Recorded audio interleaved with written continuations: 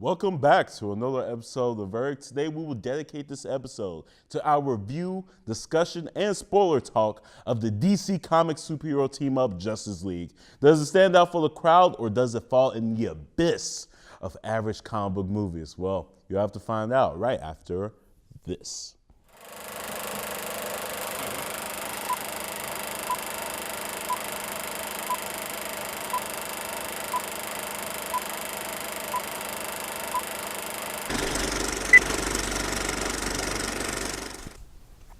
Welcome to The Verdict. I'm Devontae. I'm Patrick. And I'm Tiara. Now, we want to thank you again for tuning in to another episode of The Verdict. Today's film we will be talking about is The Justice League by director Zack Snyder.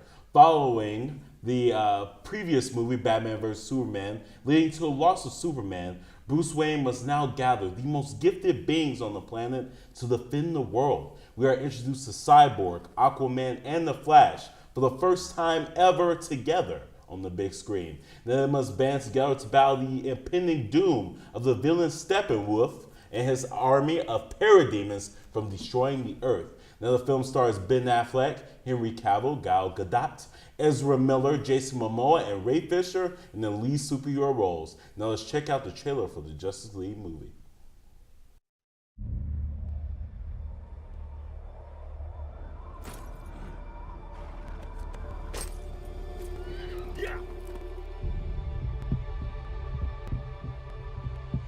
We have to be ready.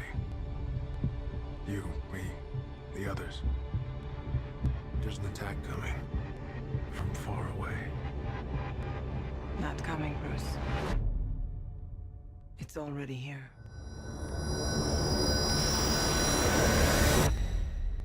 The others. Where are they? Arthur Curry, the Aquaman. It's on him. Organic and biomechatronic body parts. He's a cyborg. You should probably move. Barry Allen. Whoever you're looking for, it's not me. You're the Batman? They said the age of heroes would never come again. It has to.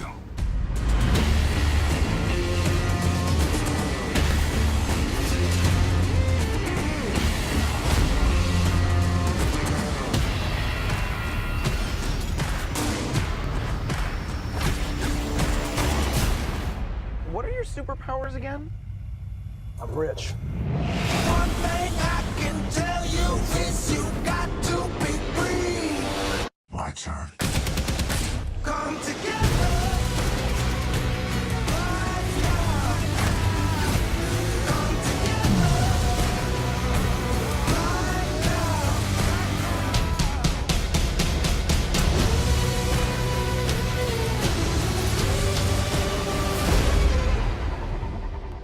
Shall we? It's good to see you playing well with others again. Just like a bat. I dig it. Maybe temporary.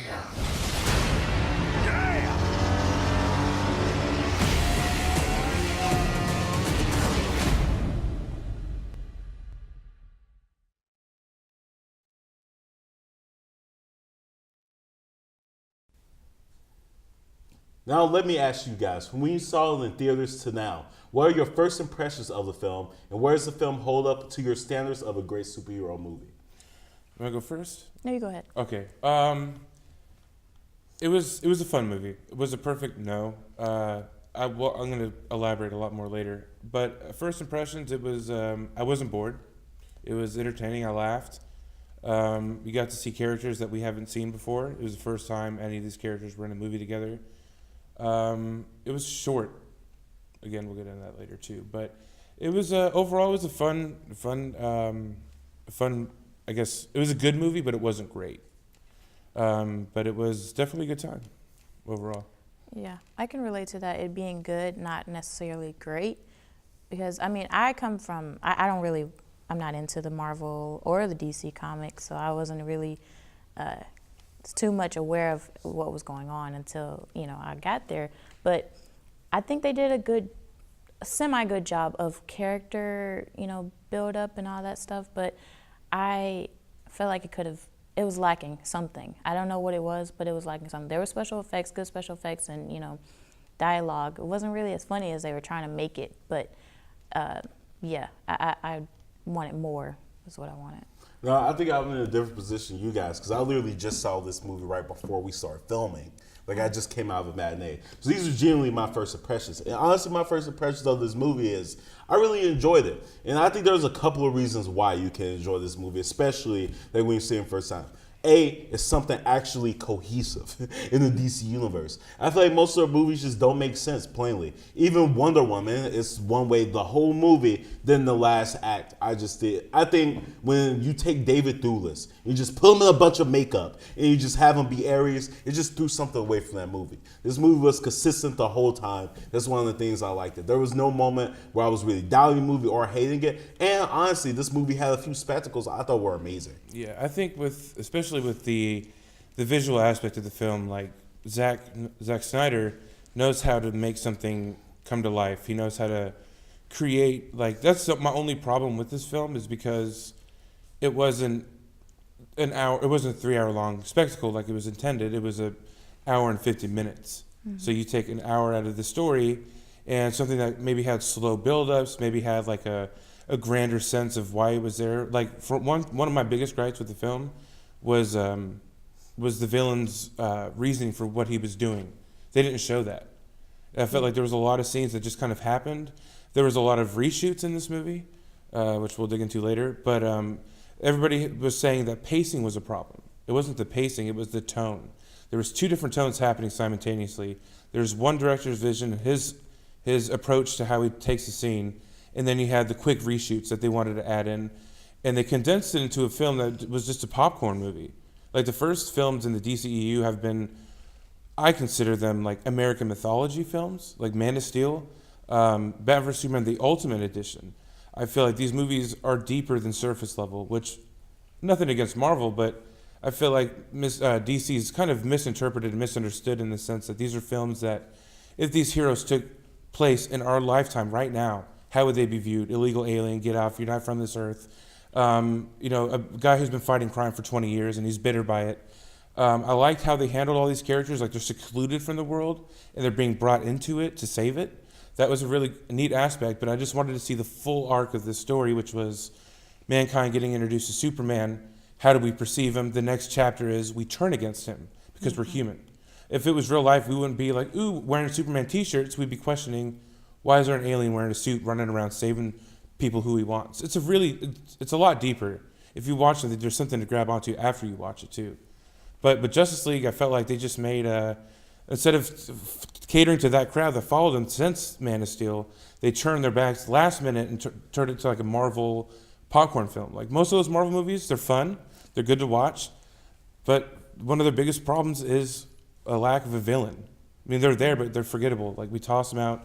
Next person, Well, I gotta disagree with you on the Marvel thing, because I feel like Marvel this year, they've had two of my favorite villains of all time. The Vulture, played by Michael Keaton, who I thought knocked it out of the park. Him with the gun in the car is the scariest seeing a superhero movie. And you had Guardians of the Galaxy villain, who, because this is our review, we can't say who it is, but you'll be able to tell by who the actor is. Did an amazing job. And like, one thing I feel like is, I think there was a movie you wanted, but I think the movie that you wanted, Patrick, I don't think Zack Snyder could have delivered it. Now, like, I think you will probably agree with me on this. Rian Johnson, Denis Villeneuve, Christopher Nolan. Those are the guys I think who could execute the story you wanted them to give. Yeah. Because his movies, like, you gotta admit, Zack Snyder's movies feel like a first-year philosophy students. Yeah, but at the same time, it's like, that's the same thing with Chris Nolan's too. And I think with Chris Nolan's trilogy, it was shot in a certain way, so it was like this big epic, like, he called it heightened reality. And the difference here is, like, he's trying to be, with Snyder's films, his series of films, it's like, what if? And that's almost more intriguing to me on like as a film lover and as somebody who wants something more out of a film than just something great to look at, which he's great. He's a great visual storyteller. I think he's underappreciated because he is like a painter. Like, his films look like paintings. Like, how did he get that on screen? But I feel like, like I said, we'll go into it later, but there was a 3-hour version of this movie, which I felt like would have been this grand, Lord of the Rings coming to Earth to stop, impending doom, but with more gravitas behind it. Because, the beginning shot, they show the history of Zeus and the Atlanteans and the Amazonians, like this huge build up to this epic scene that was super short. And if you watch Wonder Woman, they had their history. Man of Steel had Kryptonian history. Like, they were all fleshed out in these films, but it wasn't in this one. And I feel like the substance that was lacking from the first films that I enjoyed was lacking in this. They just took the surface and decided to ride with a popcorn film that would get us into the theater, but nothing to latch onto. Because those movies are divisive. It almost felt rushed in that way. And that's why I was saying that to somebody too. I was like, this is a movie that they've been building towards. Like when Batman vs Superman came out in theaters, it was like this weird feeling of like, we've never seen these guys. I want to like it, but walking out, I didn't. I didn't like the characters. I didn't like how they were set up. And then they're like, okay, here's the director's cut, and it was 30 minutes longer. And it's like I said, it's a deep movie. I think in a sense of like, for comic book films, it talks about how people with power and money even have control over our government sometimes, and they show that with Luthor. And yeah, it's like a interwoven story. There's a lot happening, but it all ties in together when the story's complete. So there are scenes where, like when when they got to save the day. Usually there's like a big event that happens with the villain that shows it all happening. We're all seeing from a distance. But I felt like in the Justice League, there was just a scene where it just we just got there. With no explanation, no build up. There was no build up in this, which really kind of bummed me out. The visual effects were great. The cast was great.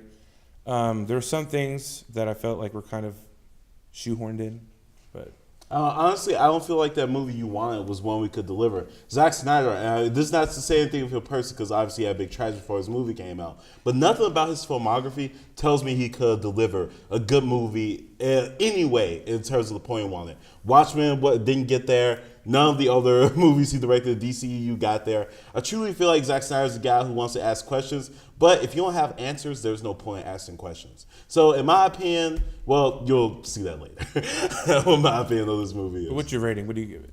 I want to wait till later to give it, because I want to give my explanation for it first, Okay. because this movie, I think, will be a little divisive between us. That's fair. That's fair. I'll wait too. All right. So those are our reviews. So when we come back, we'll dig into the film that we're discussing, and we'll talk about story, visual effects, character development, and much more in our discussion portion of the show. So here's a clip from when Commissioner Gordon meets some of the team.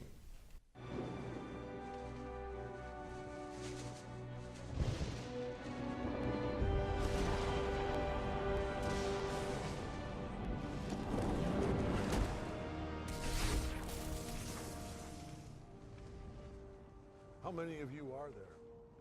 Not enough. 8 people abducted from or near Star Labs. Here's the potential perp. Parademons. Okay. The demons must have got the scent of another box. They carried people away to find out what they know. So the 8 may still be alive. 9. The head of Star Labs was taken as well. You made it. So then, there must be a nest nearby. I plotted all the sightings in Metropolis, Gotham. No pattern I can see. The lines on the map don't converge. On land. These lead back to Braxton Island, between the 2 cities. Gotham Harbor. These are air vents. They all lead down to the tunnel to Metropolis project that was abandoned in the 29. Do you really think that... Oh, wow, they really just vanished. Huh? Oh. That's rude.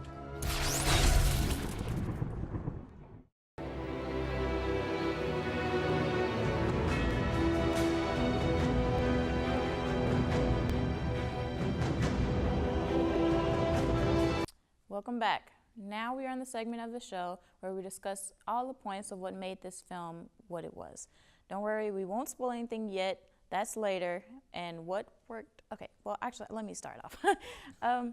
What worked for me was, okay, like I said, I'm not too familiar with the DC comics or any of the movies. I watched the Batman movies, but not really anything else.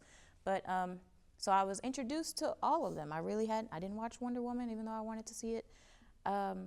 So I feel like for someone who was going in there basically like a newborn, it did its justice of telling me who these superheroes were.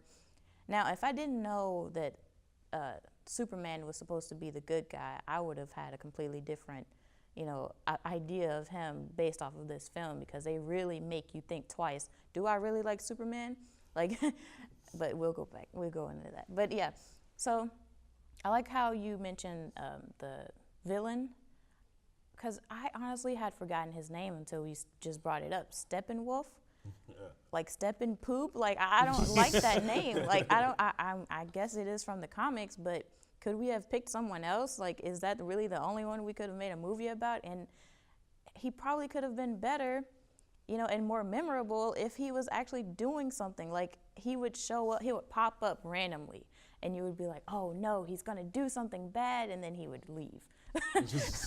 Like, it was just like in and out, like no one, you really, I guess, I'm not a kid, so I don't know what it's like to see a villain on screen, but I feel like you were supposed to be afraid of him, and no one was, honestly. I really couldn't get into his fear factor of being a villain, but what do you guys think?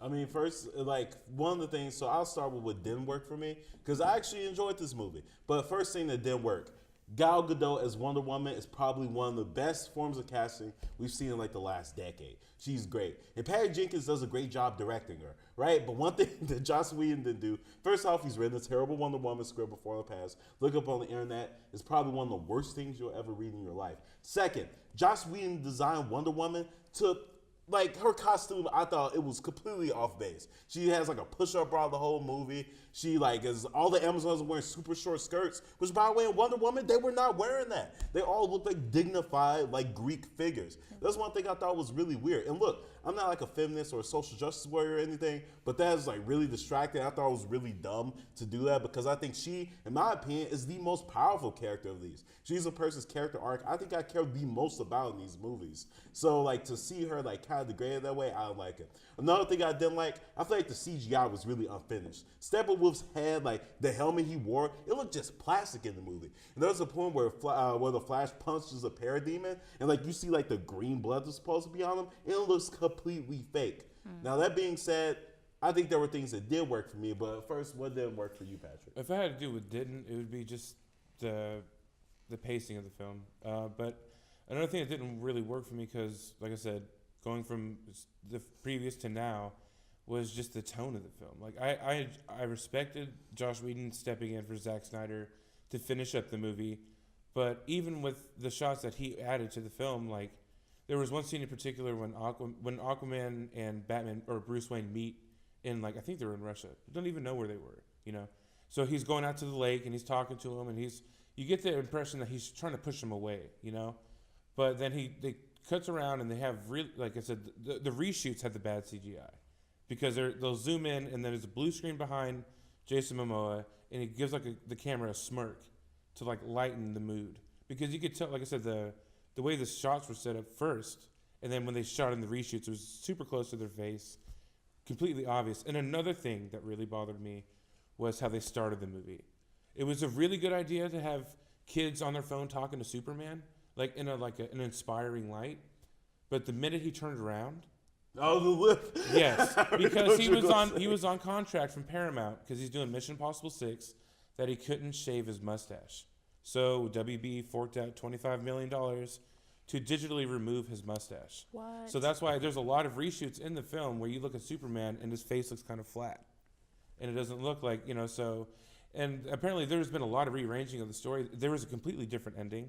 But like I said, that's the CGI with Henry Cavill's lip is going to be something that we're going to be making fun of for a long time. But that and like I said, some of the forced humor, like there was a great scene with Flash and like doing a quick motion to a man and he draws on his face. That was really funny. I thought that was like a genuine attempt. But then there was other like juvenile kind of humor. I mean, I understand this is supposed to be for everyone, but there were some things I just felt a little forced, a little undercooked. Like you said, the visual effects, which I agree with too. But if you watch the very first trailers that came out to the trailers that came out before the release, there's a huge difference in the color palette. There was a scene that was almost like dark blue, and then by the end of the shoot, it was like that red. You guys know what I'm talking about. Everything was red, kind of cheap looking. Really harsh. Yeah, I didn't like it. It was too harsh on the eyes. But I mean, that's what we got, and what we got was I don't know. It's kind of disappointing. Really disappointing. It was a fun time, but it could have been more. Honestly, I think I like the movie better than you two because there were things I really did enjoy.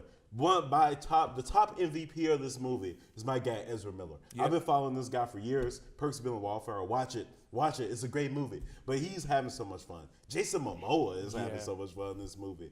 Now I want to know, especially like as someone, because have you seen Wonder Woman?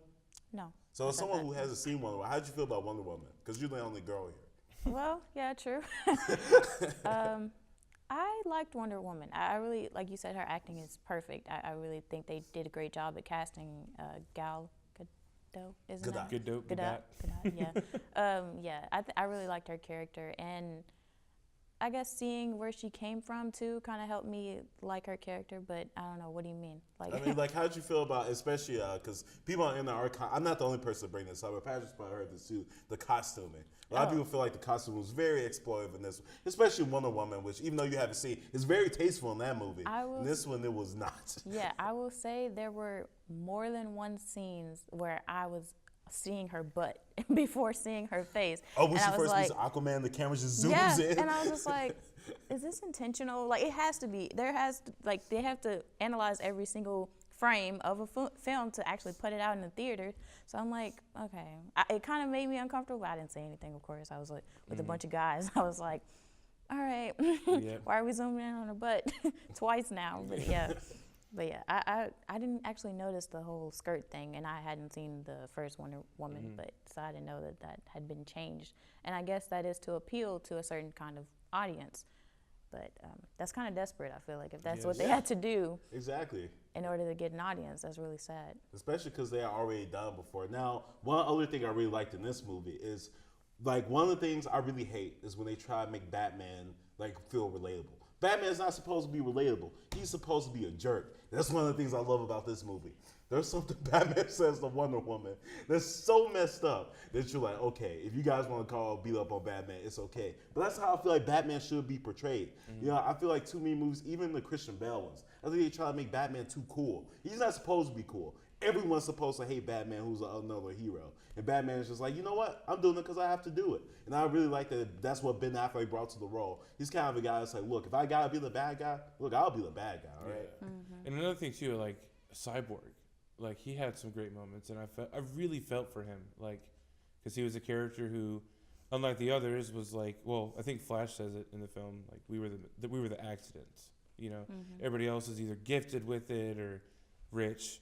Or other than that, there was a lot of great moments between Cyborg and Flash. There was, like I said, there are some things that I really enjoyed. I liked, I'm trying to see, there was one scene in particular that I really thought was hilarious, and it had to do with, I think it was I don't want to spoil it. That's later. I'll save it. But okay, I don't want to get there yet. How did you guys feel about without spoiling, the Where Are They Now endings? I don't really like those in movies that much. So, like, the movie, I don't know, it, like, had the Where Are They Now thing. So it's like, well, where's Batman doing? Oh, yeah. What's Superman doing? Oh, Wonder Woman sure changed. Like, I really like that. Especially because I feel like the movie has two post-credit scenes. And I feel like, especially with the tone they were going for in the movie, the first post-credit scene should have been the ending of the movie. Right. Because I feel like that would have totally made sense. Yeah, that would have left everybody on like a high note, you know, like, and then show the last. Yeah, I agree. Oh no, people would be upset if they put what was the last scene at like after the credits, because then it'll be like, I sat here for this. Well, like, that happened too, because somebody didn't think there was going to be at the theater. They were like, that was it. Like, I was like, no, apparently there was one more. Yeah. So we saw that, but yeah, if anything, the visual effects are something that could have been worked on. I think if they tweaked the lighting, it could have looked more real. But like I said, the character, I don't know. How do you guys feel about the pacing? Do you guys think it was kind of weird? I know we said it, but did you? I'm pretty sure you had to feel like, okay, where are we at? Where are we going? You know? Well, the pacing didn't feel weird to me because Joss Whedon, he's never been good at that. Like, he's only been good at character work. So me personally, I went into it with low expectations for the story portion because he's been terrible with story. Even on Buffy the Vampire Slayer, you don't watch it like for the story. You watch to see Sarah Michelle Gellar like make jokes with people. Yeah. But ultimately, you know, I would say I'll give this movie a 7.5 out of 10. It's the type of movie to where if you're watching HBO with your friends, you're not going to change the channel. Yeah. It was super. Like I said, it was super entertaining. I walked out, called my brother. It was funny, and then afterwards, it was like, wait, But we'll get into that here in a little bit. But I give it about a 6.5 out of 10. I had a lot of mixed feelings about this film, so I have to give it a 7 out of 10. But, I mean, it was a good watch, I would say, seeing it in the theaters. It wasn't a waste of money. Oh, yeah. It was a good time. Yeah. But now we're going to get into we're going into our spoiler section right after this commercial.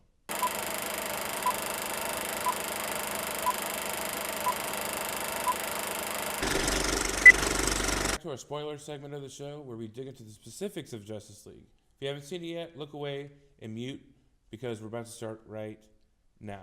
So there was when Superman returns, that was probably the coolest scene. Oh, yeah. When they're all trying to get him down, because that was a really cool element to it. It felt like I was watching like one of the DC cartoons. Like, how are we gonna bring him back? And it was very like a comic. It was something we haven't seen. Creative, too. Yeah, and the way they brought him back, and they were in the middle of the city, and he's fighting them all off, and there's a scene where Flash decides to take off.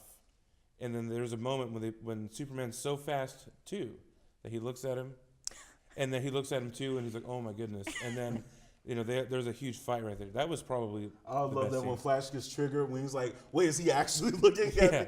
But, I have to disagree with you guys in that first scene, though, Superman's rebirth. The main reason I have to disagree with it is because, especially Joss Whedon doing this movie, he's already done that scene before. In my opinion, he's done it much better. You guys remember Avengers Age of Ultron. I honestly, I couldn't sit through it. I tried I got like the first hour, and I was like, click. He does that exact scene. He does this movie much better with the birth of Vision.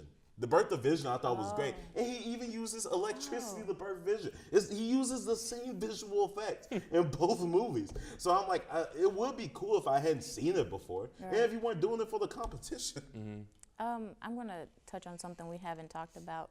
Did they ever say Cyborg's name in the whole film? No, because they cut his backstory out. Yeah. Why? I didn't like that. Time constraints. Like I said, this movie was supposed to be 3 hours long, and they made it 1 hour and 50. So they cut out all of Cyborg's story, Flash's story, a little bit of Aquaman.